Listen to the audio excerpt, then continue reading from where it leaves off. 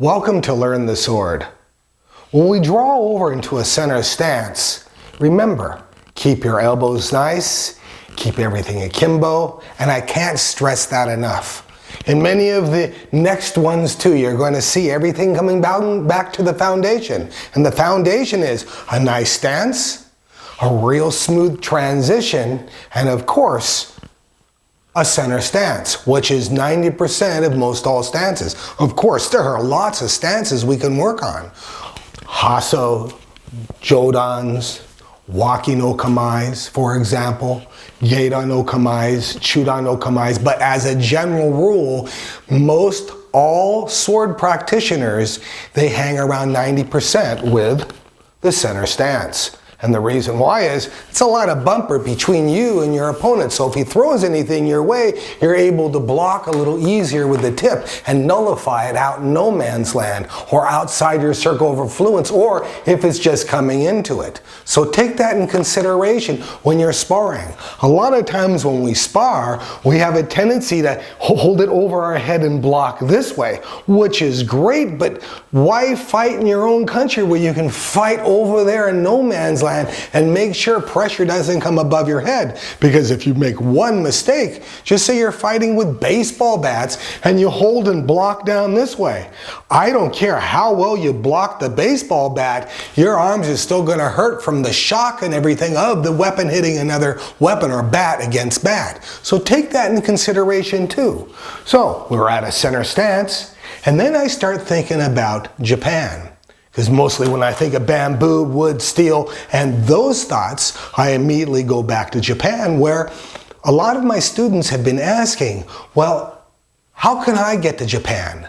How can I study the sword in Japan? And I'll say, hey, it's not too difficult.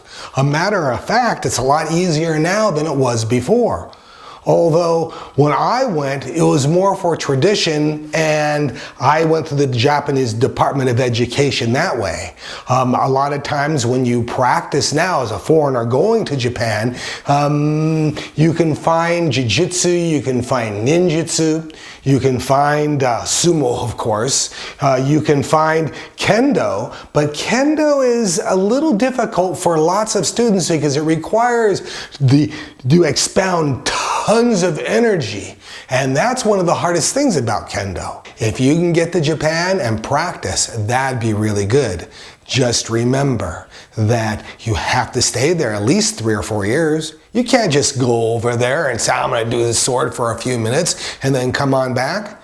You need to have a minimum putting about 3 to 5 years over there. Then they're just getting to know you and you're just starting to learn how to use the sword and have the thought process to go behind it. You know, a lot of times you see someone doing something and they don't have the thought process with that particular art or style or sport or endeavor, and you go, you know, it just doesn't feel right yet. Same thing like that, it just takes time. So, since the sword is a lifetime endeavor, I'd like to understand that this part of your life, you're working on a certain little piece of pie. And that piece of pie is going practical application. And that's what I want you to work on. Practical up and application, where you can break down each technique and stop it. Because a lot of the time when we start sparring down the road, you're going to overswing. But you must stay in your parameters. Because if I'm in this parameter and I cut down, there's my parameter when I stop. Chances are, in the heat of battle or sparring or fighting or whatever you're doing with the same unit, I'll come in here and I'm going to get him, and I reach out too far and my sword or my staff or whatever weapon it is, it travels too far. Look at how open I am.